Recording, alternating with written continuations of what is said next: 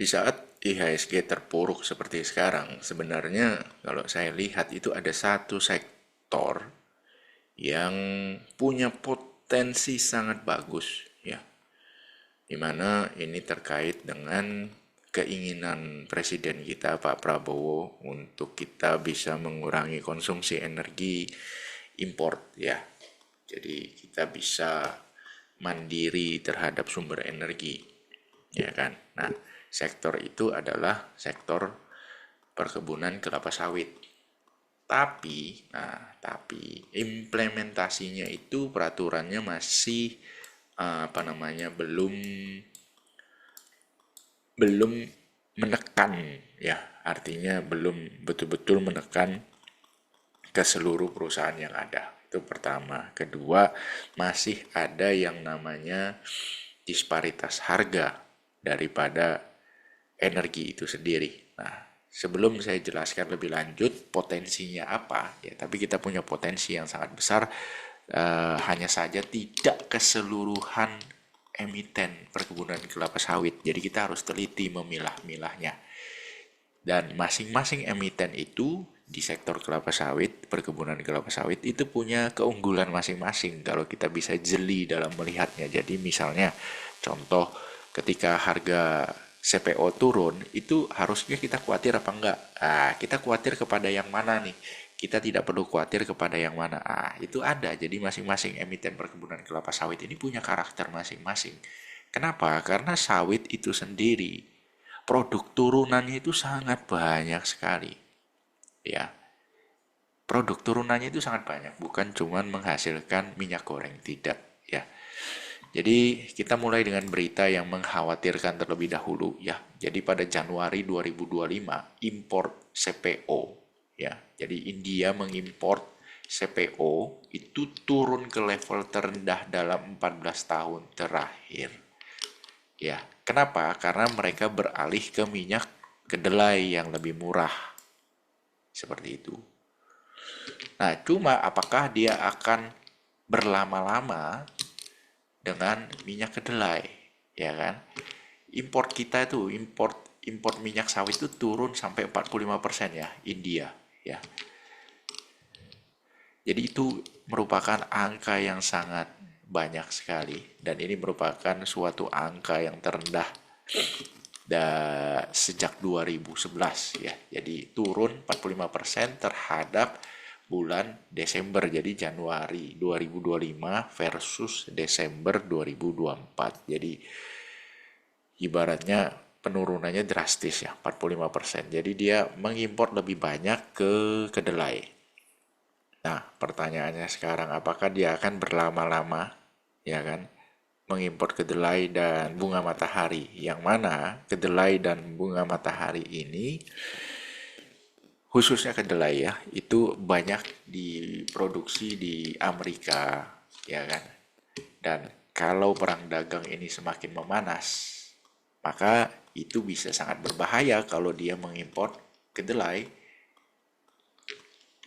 ya, bisa berbahaya kalau dia ngimpor kedelai karena dia ketergantungan terhadap Amerika, sehingga nanti kalau ada tawar menawar dengan Amerika, keok sendiri dia. Makanya lebih enak dia tetap mengimpor sawit, karena sawit produsen terbesar adalah Indonesia, sedangkan Indonesia itu gak macem-macem sama India, santai-santai wae gitu loh. Ya, cuma beberapa belakangan ini kan ada berita bahwa kunjungan dari adiknya Prabowo, ya, Pak Hashim itu ke India. India itu ngomel karena neraca perdagangan Indonesia dengan India itu India minus, ya kan? India kalah karena dia import CPO itu terlalu banyak dari Indonesia. Jadi makanya dia switching nih ke kedelai. Tapi kedelai yang paling banyak itu adalah Amerika. Jadi apakah dia akan berlama-lama di sana? Itu belum tentu, ya. Ini jadi berita pertama yang tidak mengenakan terlebih dahulu. Nah, tentunya kita juga ingin tahu siapa perusahaan-perusahaan yang ada di Bursa Efek Indonesia yang memiliki lahan perkebunan, ya, yang paling luas, ya. Nomor satu adalah AALI. Jadi kalau ditanya siapa yang paling besar nih di Bursa Efek Indonesia, AALI. Nomor dua SIMP, ya kan. Luas perkebunan mereka itu luar biasa besarnya, ya kan. 287.000 hektar. Besar ini, ya. Nah, yang paling kecil adalah John Lin, ya, JARR. John Lin, ya, punyanya Haji Isam. Itu paling kecil, luas lahan cuman 38.000 hektar. Termasuk juga punya anak usahanya Wings, itu tidak besar, ya. Kayak saya tahu karena saya pernah kerja di sana. Jadi kebunnya tidak besar. Ya, jadi kelas-kelasnya itu ya tidak lebih besar daripada TBLA, tidak lebih besar daripada Teladan, ya, TLDN. Kelas-kelasnya masih seperti John Lin punya, ya, untuk Wings. Tapi produknya itu hasil olahannya dipakai untuk diri sendiri kalau sama Wings, ya. Jadi minyak goreng, ya kan, macam-macam, sabun apa segala macam.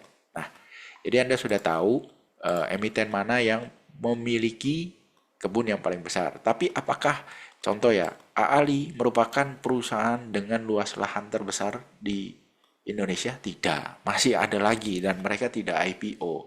Contohnya saja kalau kita sebut, ya, grupnya Wilmar, itu satu. Kemudian ada juga grupnya apa namanya, Sukanto Tanoto, ya kan. Ada lagi grupnya Maratua Sitorus, ya kan.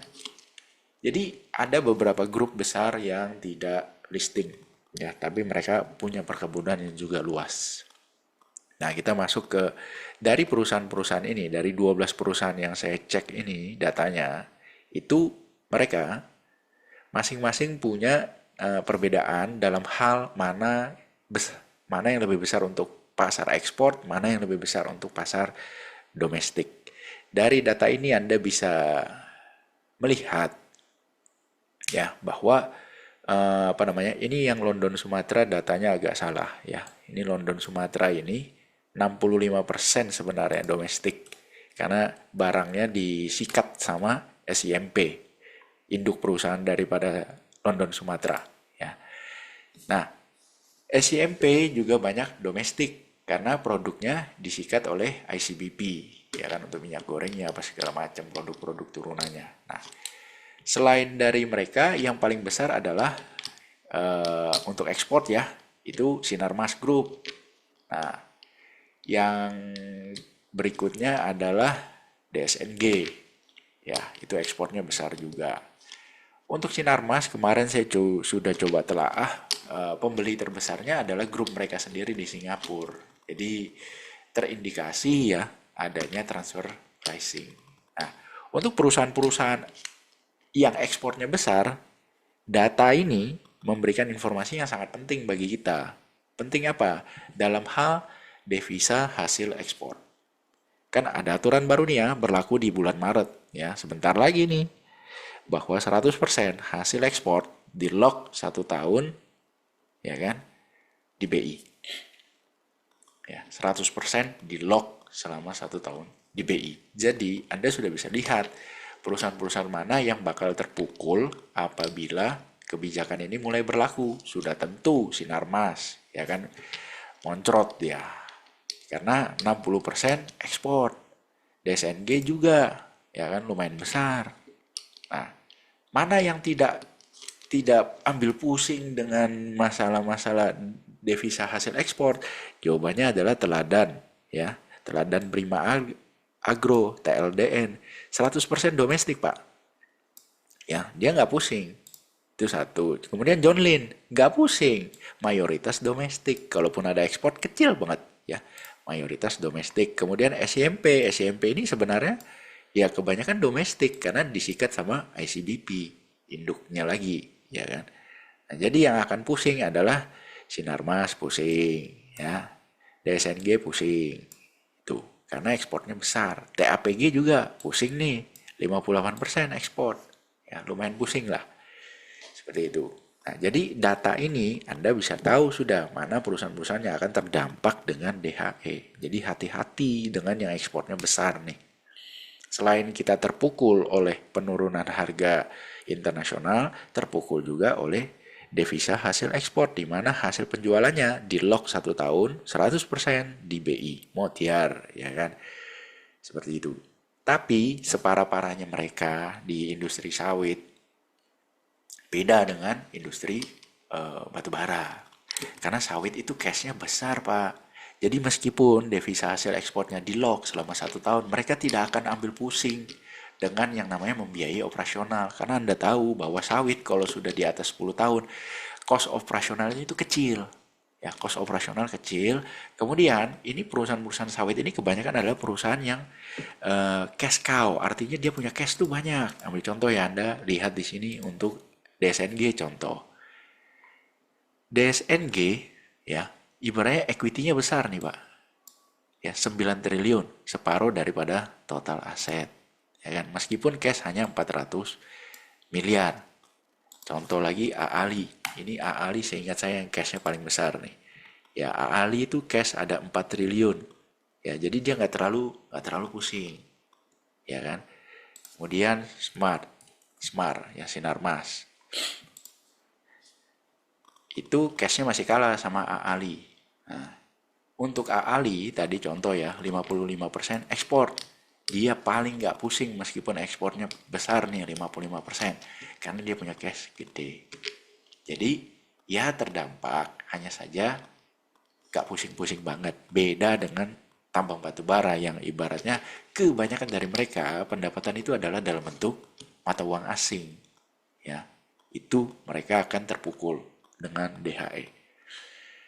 Untuk sawit, ya ibaratnya ada dampaknya, tapi tidak sesakit sektor batubara. Nah, di sini saya juga mau tampilkan kepada Anda siapa aja sih pembeli CPO terbesar dari masing-masing emiten. Contoh kayak teladan Prima Agro. Pembeli terbesarnya adalah Wilmar Nabati Indonesia. Kita anggap aja Wilmar Group. Ya kan di sini. Tes, tes, tes. Ya, besar nih. Teladan. Jadi bisa dibilang teladan ini dia tidak ambil pusing terhadap hasil perkebunannya karena pembelinya sudah banyak nih. Jadi artinya hasilnya berapapun akan dibeli. Ya kan pembelinya udah jelas nih, ada semua.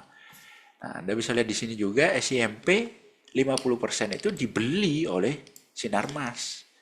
Karena dengan lahan yang luas, SIMP kan lahannya luas, itu tidak mungkin dipakai semua oleh ICBP untuk bikin minyak goreng, itu nggak mungkin. Jadi pasti ada pembelinya juga. Nah, 50% dibeli oleh Sinarmas. Jadi ya SIMP nggak pusing. Ya, 50% dibeli nih sama Sinarmas. Ya, jadi kalau ibaratnya ada kebijakan DHE, ya 50%-nya aja mungkin yang kalau diekspor ya itu. Tapi kan kita sama-sama tahu bahwa nggak mungkin sisa 50%-nya ini diekspor semua kan, nggak mungkin, ada ICBP yang tadah juga. Kemudian Sinarmas, ya Sinarmas ini siapa yang beli? Wilmar, ekspor. Jadi terimanya mata uang asing. Musim Mas, nah Musim Mas ini, wah ini grup besar juga, ekspor. Jadi, oh sakit Sinarmas ini ya kalau kebijakan DHE. Kemudian ada Aali.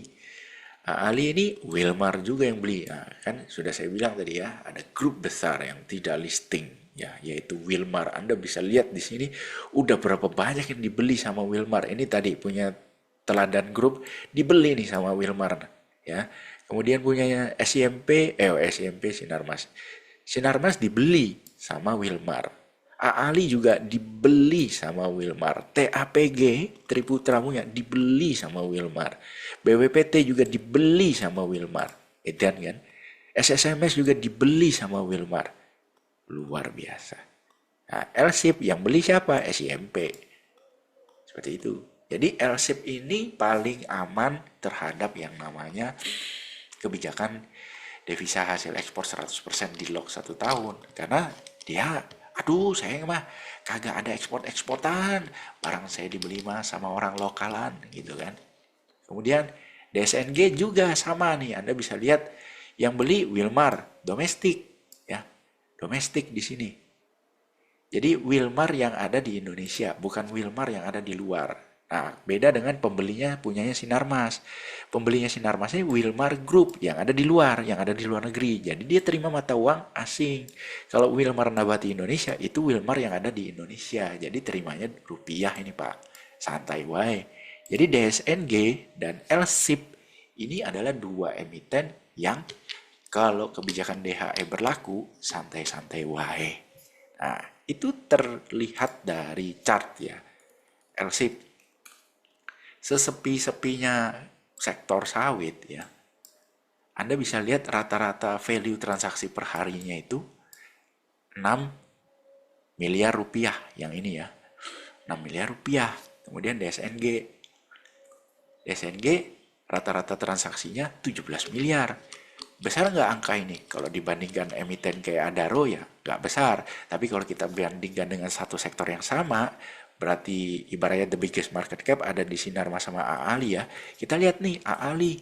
Aali itu sehari value perdagangannya cuman nggak nyampe 2 miliar rupiah. Anda bisa lihat. Ya, terus Sinarmas kan memang dari dulu ya agak kurang ini ya, agak kurang liquid ya. Nah, Sinarmas perharinya astaga 100 juta rupiah rata-rata value transaksinya. Jadi kan terlihat ya, jadi market pun menilai bahwa DSNG dan LSIP itu dalam waktu dekat ini dia terdampak oleh DHE tidak. That's why chartnya masih di atas EMA 200.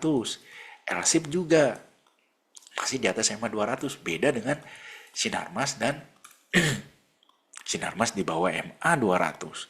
Kemudian Aali berada di bawah MA 200 kan Anda lihat kan. Di sini kan kelihatan banget. Kemudian ada BWPT. Kita cek nih BWPT. BWPT empot-empotan tidak jelas begini. Ya kan? Tidak jelas, turun di bawah. Naik banting lagi. Ya, kenapa? Karena ekspornya BWPT tadi kan lumayan nih. Coba kita lihat ya BWPT. 50%-an juga ekspornya. Ya kan? Jadi dari sini data fundamental dengan data teknikal itu saling mengkonfirmasi. Ya. Nah, apa nih yang bisa menjadi daya jual sawit? Karena sawit ini ketika tahun waktu perang Ukraina itu ya, kan harga sawit naik tinggi tuh. Chartnya CPO. Nah, kita rubah dulu menjadi line chart. Oke. Pada saat perang Ukraina meletus, itu harga naik tinggi. Ya, harga naik tinggi terus pada cuan gitu, pada senang gitu. Enggak juga. Kenapa? Harga minyak goreng naik tinggi. Para emiten ditekan sama pemerintah. Ya kan? Pada saat harga lagi turun, ya laba turun. Jadi serba salah ya, harga naik tinggi, produk ditekan sama pemerintah. Harga di bawah, perusahaan labanya berkurang. Jadi sebenarnya para emiten CPO ini, emiten kelapa sawit ini, mereka lebih senang tuh harga stabil, tidak terlalu rendah, ya, tidak juga terlalu tinggi. Karena kalau ke harga terlalu tinggi, mereka akan berurusan dengan pemerintah, karena berurusan dengan perut banyak masyarakat Indonesia, yaitu minyak goreng, ya kan. Harga terlalu rendah, kos produksi nggak nutup. Jadi mereka tuh senang itu harga tuh stabil aja, jangan meroket, jangan santai wae bos, itu loh ya. Harga itu santai-santai aja, jangan tinggi-tinggi. Nah, ya mereka lebih suka seperti itu. Dan inilah dia penopang masa depan untuk industri sawit, yaitu biodiesel atau B40. Jadi solar itu pemerintah mau 40% isinya adalah biodiesel atau B40. B40 artinya isinya itu adalah dari CPO, tapi bukan CPO langsung dicampur dengan solar ya, enggak. Jadi CPO ini diolah dulu ya, diolah dulu ditambah chemical bla bla bla bla bla bla ya.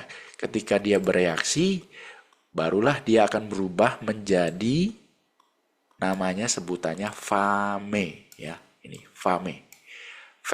Fatty acid methyl ester atau singkatannya FAME. Nah, jadi CPO yang diolah ini berubah menjadi FAME, kemudian dijual ke Pertamina. Pertamina yang akan mencampurnya dengan solar biasa. Nah, kalau solar subsidi yang 6.800-an per liter itu 100% solar, Pak. Ya. Nah, ketika dia dicampur 40%, dengan yang namanya FAME, maka dia berubah menjadi Biosolar B40. Kalau kita bisa 50-60%-nya adalah FAME, ya, kadarnya 60% dari solar itu adalah FAME, maka itu akan sangat membantu sekali pemerintah untuk mengurangi impor solar. Itulah kenapa pemerintah itu mau biosolar ini bukan stop sampai B40, tapi terus lanjut. Ya, kalau nggak salah targetnya B70 atau B80. Ya. Nah, ini produksi biodiesel Pertamina ya dimulai dari tahun 2019, Pak. Itu B20 ya, pertama kali Januari 2019. Jadi 20% daripada solar itu isinya adalah FAME. Ya. Kemudian di tahun 2020 naik jadi B30. Ya kan? Berapa nih yang disalurkan oleh Pertamina sepanjang tahun 2020? Baru 9,2 juta kiloliter. Ini dikit, Pak. Dikit banget. Sangat sedikit. Kemudian 2023 naik ya menjadi B35. Ya kan? 2024 masih B35, tapi sudah ya 13 juta kiloliter. Jadi Anda lihat ini pertumbuhannya hampir 4 juta kiloliter atau bisa kita bilang 40%-an ya. 40%-an tumbuh ya dari 2020 ke 2024. Nah, di 2025 ini dirubah bukan lagi B35 tapi menjadi B40. Artinya 40% daripada solar itu isinya adalah FAME. Ya, targetnya adalah bisa menjual 15,6 juta kiloliter. Itu. Nah, pertanyaan berikutnya, siapa yang punya fasilitas untuk bisa ya mencampur CPO dengan chemical-chemical ini tadi sehingga bisa menghasilkan FAME, ya kan gitu. Apakah ke-12 emiten ini ya punya fasilitas itu? Jawabannya adalah tidak. Jadi siapa saja? Nah, ini yang data terpenting. Ya kan, jadi jangan melihat, oh kalau pakai B40 semua emiten sawit ini akan kebagian rezeki. Kagak, Bos. Ya. Nah, yang pertama, Sinarmas. Ya. Sinarmas Agro itu bisa memproduksi 1 juta ton atau 1 juta kiloliter per tahun. Ya. Jadi kalau dibandingkan dengan target penjualan 15 juta kiloliter, Sinarmas ini cuma 1 juta, Pak. Oke, tapi lumayan punya. Nah, terus TBLA, nah, di luar dugaan saya nih, ternyata TBLA itu punya, Pak. Ya, TBLA itu punya. Nah, sekarang kita lihat chartnya TBLA. TBLA, kita jadikan candle thread. Nah,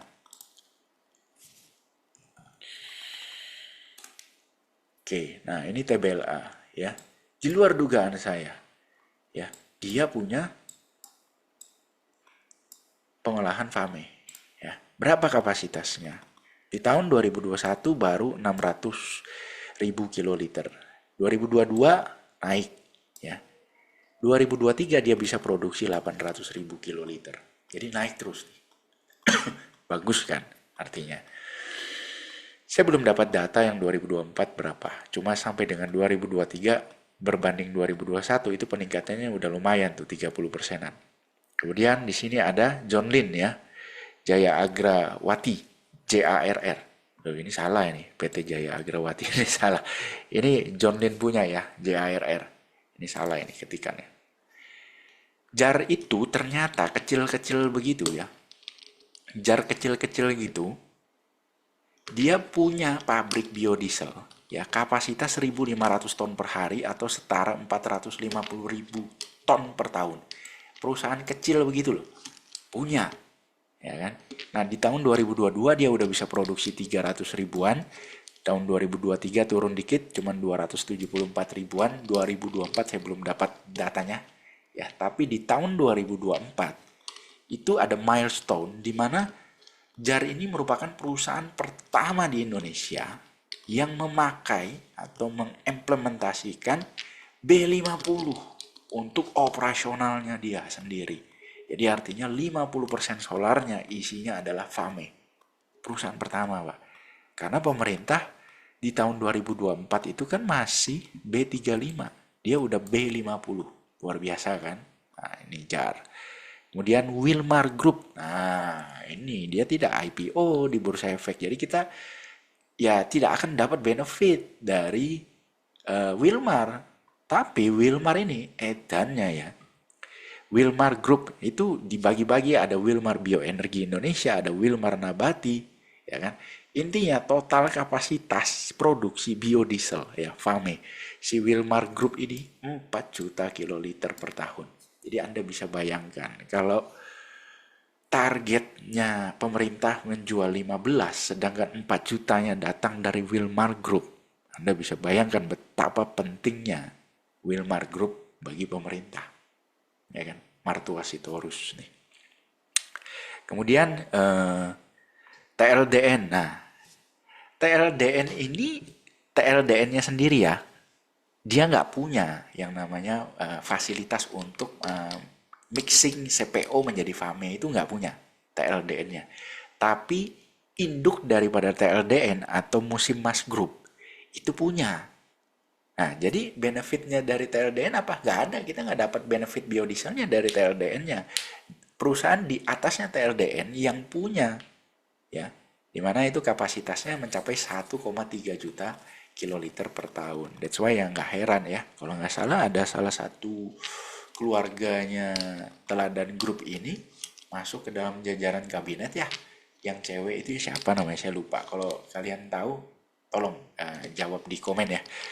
Seingat saya ada itu masuk ke dalam jajaran kabinet. Nah, jadi Anda bisa bayangkan betapa pentingnya biodiesel ini terhadap keinginan dari Pak Prabowo untuk bisa kita bebas dari yang namanya import besar-besaran bahan bakar. Ya. Lalu Apical Group atau milik Sukanto Tanoto, Asian Agri. Ya kan? Anda kalau tahu perusahaan ini pernah terlibat kasus penggelapan pajak ya beberapa tahun lalu sebesar 2 triliun ya. Whistleblower-nya adalah karyawannya dia sendiri. Setelah itu ya Anda tahu sendiri ya bagaimana nasib karyawannya. Nah, ini 1 juta kiloliter per tahun. Ya, Apical Group. Ini saban hari saya lihat bus karyawannya Apical Group ya, saban hari. Kemudian ada lagi grup Permata Hijau ya. Sama ini. Jadi Apical Group dan Permata Hijau itu sama. Punyanya Sukanto Tanoto. Cuma Apical ini saham Sukanto Tanotonya banyak. Kalau di Permata Hijau Group itu ada Robert Wijaya dan Sukanto Tanoto. Jadi ibaratnya masih terafiliasi juga dengan Sukanto Tanoto. Nah, Permata Hijau Group ini itu dia punya total kapasitas ya 600.000 kiloliter per tahun. Jadi kalau ditanya Sukanto Tanoto bisa menyumbang berapa nih buat biodiesel per tahunnya, hampir 2 juta kiloliter. Jadi separohnya dari Wilmar Group. Ya. Dan Anda jangan lupa juga bahwa lahan di IKN itu juga ibaratnya merupakan tadinya ya, merupakan lahan daripada Sukanto Tanoto ya. Ya, HGB sih. HGB ya. Jadi diminta oleh pemerintah, kita mau bangun IKN. Di mana Pak? Ya di atas lahanmu. Oh ya sudah, nggak apa-apa Pak, saya kasih. Mau nggak mau bos. Ya. Nah jadi dari data-data yang saya sajikan ini, maka ada beberapa kesimpulan yang Anda bisa dapatkan dan Anda bisa ambil benefitnya untuk sektor sawit. Pertama, yang tidak terpengaruh oleh harga internasional. Ya, yang tidak terpengaruh oleh harga internasional. Nomor 1 sudah pasti adalah yang mengandalkan domestik, yaitu teladan JAR, ya. Kemudian TBLA juga domestik, ya, TBLA. Lalu SSMS domestik, LSIP domestik. Ya, dari sini Anda bisa lihat bahwa ini 5 emiten ini tidak terpengaruh dengan hiruk pikuk harga internasional, kayak India importnya turun, kayak dia nggak terlalu pusing ya. Memang ada dampak, tapi dampaknya tidak terlalu besar. Seperti itu.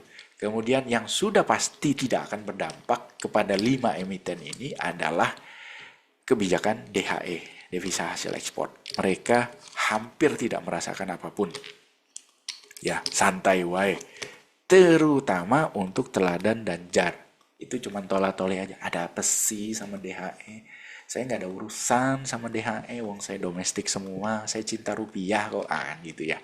Dari situ Anda bisa dapat kesimpulan. Kemudian kebijakan B40 ini bagaimana? Bukankah pemerintah masih setengah-setengah nih?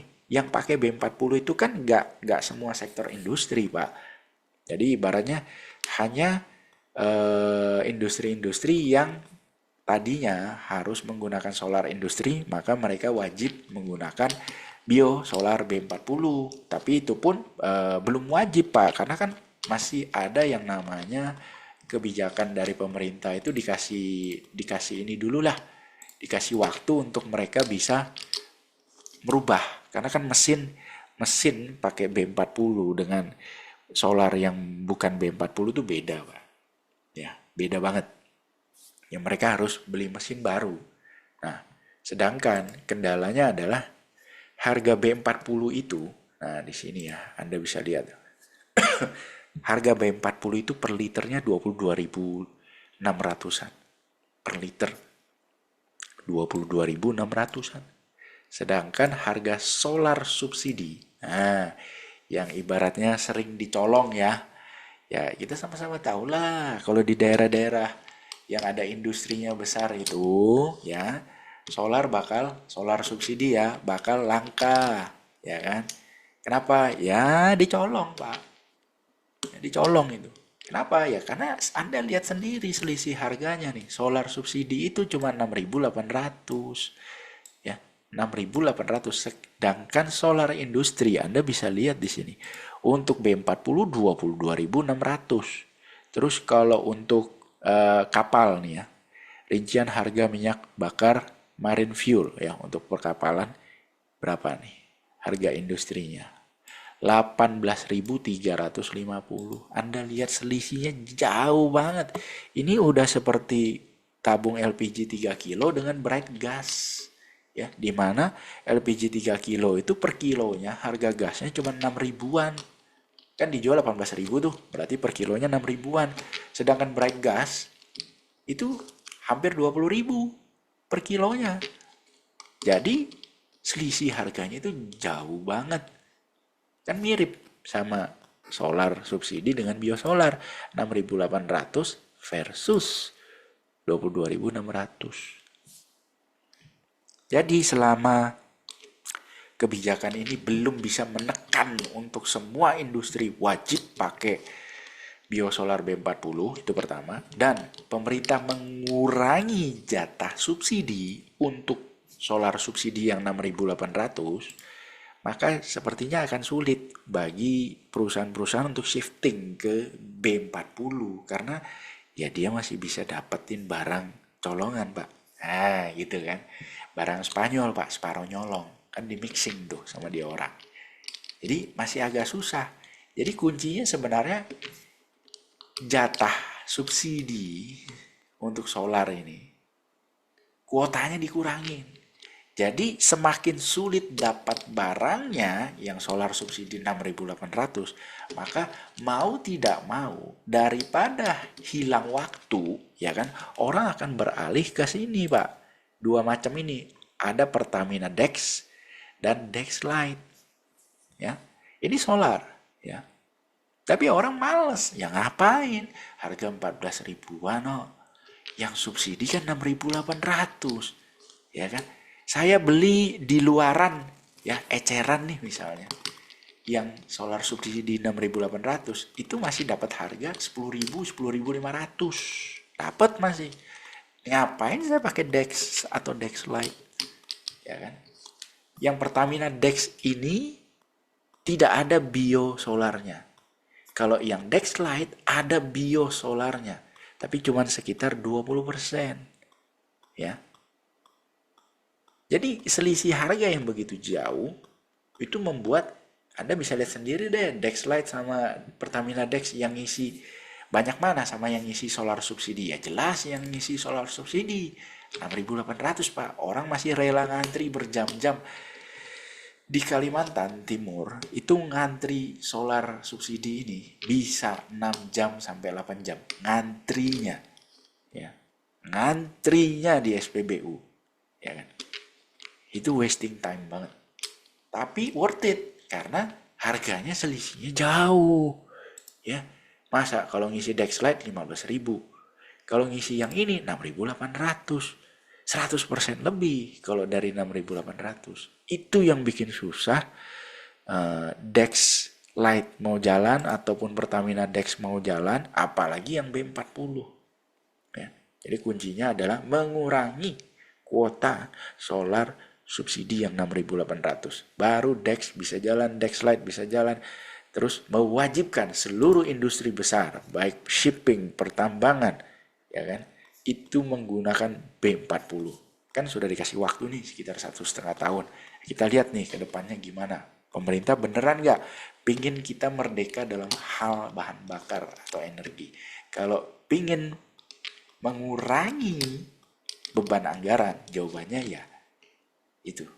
Paksa industri pakai, kemudian kurangi kuota subsidi solar yang 6.800. Kalau itu terjadi, wah, meledak itu industri B40.